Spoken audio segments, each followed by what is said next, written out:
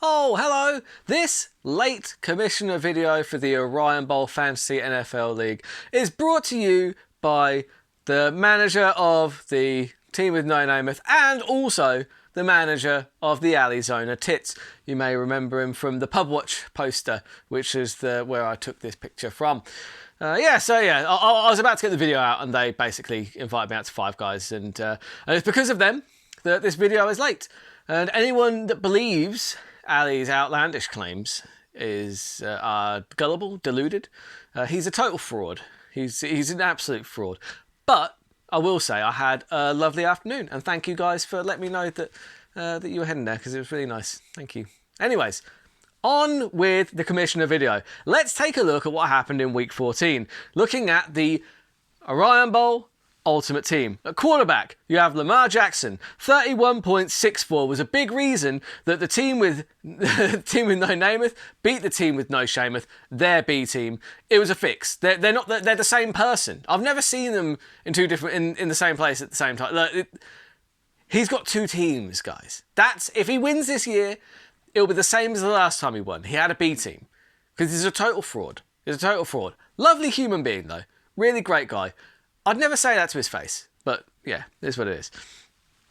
Raheem Mostert was the RB1, 22 points for the Legion, who beat the Arizona Tits, which is, it is what it is. The Tits have not had the best season. I'm not going to sugarcoat it. But Legion haven't had a great season either, so it's nice to see them get one. It's nice to see them finally get one in the win column. That was good. Yeah, RB2, you had Saquon Barkley, 20.10. The Harlots beating the coach's Suns. Yet another really poor performance from Herbert, which is mostly what was to blame for that. I could really use another poor performance from the Suns this week, honestly. Although I don't think I'm reliant on it anymore. I've been crunching the numbers. I don't know if I'm reliant on it anymore. Wide receiver one was 27 points, was Debo. Obviously, look, he was a huge reason that the Forbes gave me the drubbing of a lifetime last week. If he'd have just done a normal game, like a 17-point game, I'd have won. But look, congratulations to Debo, congratulations to the Forbsy Niners, who have officially made the playoffs. They are in. I don't think they can be eliminated at this point. So congratulations. After a few years in limbo, in the limbo that is like circling the toilet, that's where your team has been for the last few years, let's be frank. You've come good. You're a very impressive team. I think it's all the rebrand that has done the good job. But either way, happy for you, buddy. I look forward to seeing how you get on in the playoffs and seeing how after Forbsy Niners go all the way. Forbsy Niners go all the way. DJ Moore, also on the Forbsy Niners. So, look, not even my concede was strong enough to take out the Forbsy Niners when he had wide receiver 1 and 2 on the week in our league. It's crazy. 20.80. Tight end. I know that the Arizona Tits have been waiting for me to announce this one because I did tell them earlier that they had the highest scoring tight end in week 14. And without further ado, I can reveal that was a lie! He didn't have the highest scoring tight end of the week. That was 21.50 for Evan Ingram. Your tight end only scored a paltry 21.10. A pathetic effort from the Arizona Tits there. Pathetic. Get in the bin. So yeah, Evan Ingram, 21.5. Brilliant. Very good. The kicker, Aubrey, for the Dennis Ray Gorillas. A good reason why they absolutely smashed. They gave Baby Got Dak the absolute drubbing of a lifetime, beating them by almost a point. But yeah, 21 points from your kicker. You better be winning that game. But yeah, congratulations, Gorillas. That's a good one. The sweet D of the week is the Narland Saints. They got 21 points. That is a sweet D for the Legion. Another reason they put the Arizona Tits in the bin. And that was week 14. 185.04 for the Ultimate Team there as well, by the way. It's really put me in an awkward position because it meant I needed to win to stay in the playoffs. I've now been removed from the playoffs, but temporarily, because I still have one more shot. I got one more shot at greatness. One more shot. So let's get to it in week 15. I apologise. So this is the one. This is the big one, really. The San Diego Harlots versus the Baltimore Ravens. This one is win and in for both of us. Because we're so far we are 1-1. Well, he's beaten me once, so in the head-to-head, he's beaten me once. I am ahead on points scored, so if I win this game, that puts me on the same record as him, and I'll still have scored more points, because if the head-to-head is even, it goes to points scored. And on that basis, I will dump the Harlots out of the playoffs, and I don't even need the Arizona Tits to beat the Coach's Sons. So this is for all the marbles.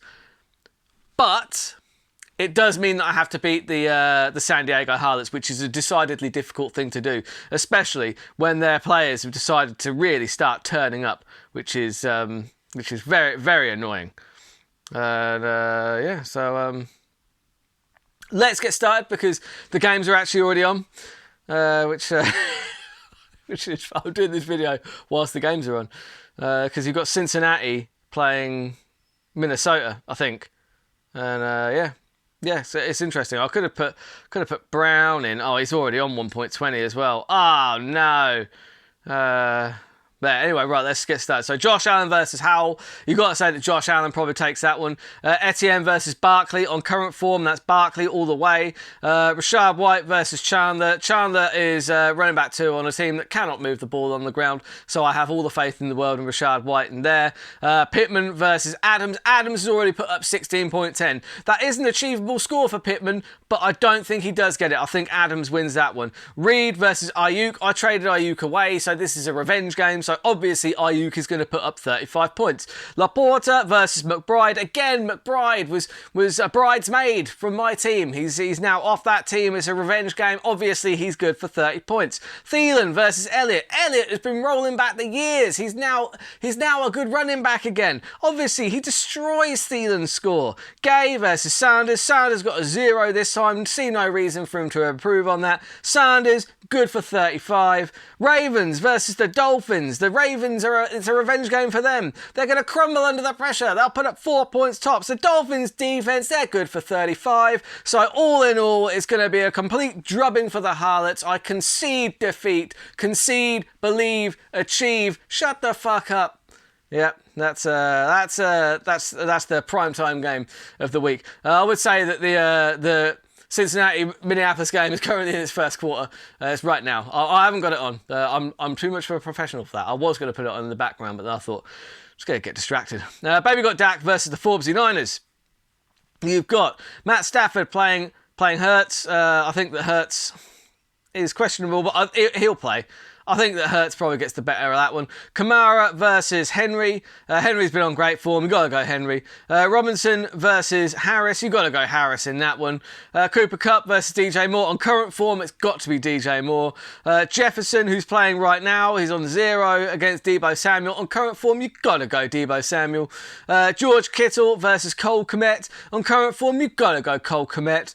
Zach Moss versus Addison. On current form, you've got to go Addison. Tucker versus McManus. On current form, you've got to go McManus. Browns versus the Jets. On current forms, you've got to go the Jets. And all in all, that means it's going to be a huge win for Baby Got Dak. Baby dropped Dak. Baby dropped Dak. Gets an inexplicable win over top of the league, the Forbsy Niners. Doesn't even matter for them anyway, because they've already made it.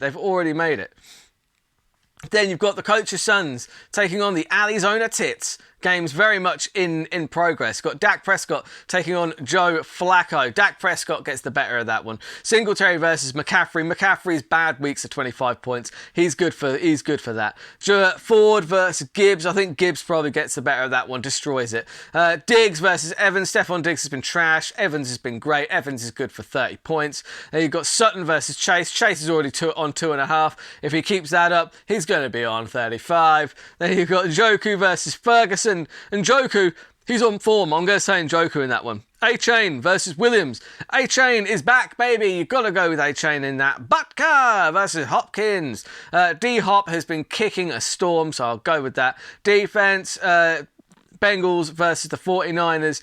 You've got to go with the 49ers. The 49ers have been absolutely on fire. And on that basis, the Coach's Sons march to another emphatic victory. But it doesn't mean that puts me out of the playoffs, because I just need to beat the Harlots, so far as I can tell. Look, all you can do is win, and try not to lose. That's a good metaphor for life, right there. All you can do is win and try not to lose. So then you've got the Minnesota. I'm not going to say that. The team with no shameath. We all know who they are. Against the Dallas Trey Gorillas. I don't say their name right either. I know that it's Dan C. Trey Gorillas, but I'm not saying it like that. I've said it wrong for so long that I'm going to just keep saying it wrong.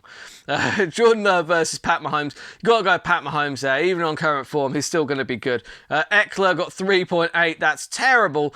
Taking on Tony Pollard. Tony Pollard beats the hell out of that score. Gives him a right drubbing. Williams versus Breece Hall. Breece Hall smashes Williams in a head-to-head. Keenan Allen is inactive and has already played and put up 0. So you've got to think that Collins can probably beat 0. Calvin Ridley versus Flowers. You've got to think that Calvin Ridley's probably the better choice there. Kelsey versus Ingram. You've got to go with Kelsey, obviously. He's just the best in the league. Metcalf versus Odell Beckham. We've got to say Metcalf has probably got the better matchup against Philadelphia, and he's also just got more of a slice of the offensive action. Dicker the kicker only got 3. Aubrey got 21 points last week. That means he's due a couple of 0 points games, so I'm going with Dicker the kicker in that one. The Colts D versus the Chiefs D. The Colts D have been on fire. The Chiefs D, I prefer to call them the Civ, so they're getting the win in that one. I've forgotten who I picked for who. I'm going to take Dallas Trey Gorilla win, I think, in that one. And then you've got the team with no Namath A-team taking on the Legion of Hot Trash. You've got Lamar Jackson against Tua. You've got to say Lamar Jackson is probably going to put up the higher points. Tua's got a horrible matchup against the Jets as well. The Jets' defense have really been... They've not been winning that many games, but their defense has really been strangling offenses. They're really great to watch. Jacobs was inactive, and the team with no name has left them in, which is a bold choice. It's a bold strategy, and I hope it pays off. He's playing against Joe Mixon, who is currently on 0.4. Man, Brown's actually already on more than that. I should have put him in. That was an error, wasn't it? Hubbard versus Montgomery. Got to go with Chuba Hubbard. AJ Brown versus Amari Cooper. Got to go with AJ Brown. CD Lamb against Amara St. Brown. Close one, that actually. But CD Lamb's probably going to get the higher score. Hawkinson versus Schultz. Hawkinson's on 0, so it's not a great start. Not the best. Against Schultz, I think the Hawkinson there. Olave is questionable at the moment, but you've got to think that Mostert, he's running against the Jets. The Jets have been really good defensively. Mostert's been great though. I'm going to go with Mostert in that one. Elliott versus Younghoe Koo. I think Younghoe Koo's just a better kicker, so I'm going to go with him. Jags versus Saints D. The Saints D were on fire. They're against the Giants this week. I know that Tommy DeVito. So Danny DeVito doesn't play for the Giants. Tommy DeVito, he's on fire at the moment, but I still think that the Saints D is going to have a field day. So all in all, I think I'll take the Legion of Hot Trash to take the win. And that is all we've got time for this week. If I've picked you to win, prove me right. If I've picked you to lose, prove me wrong. And I'll see some of you in the playoffs. I might not be there, but we'll see. It's all going to, I have conceded already. The concede is pretty strong on this one because, man, oh man, did Devontae Adams ever put a nail in my coffin. And also leaving Brown on my bench is probably going to haunt me because he's already done more points than Mixon. Brown he looked really good. He's so far 13. He's in the receiving game. Yeah. Anyways, I'm going to start watching these games. I'm going to enjoy the Saturday night football, enjoy the games tomorrow, and see you next week. Good luck, everybody.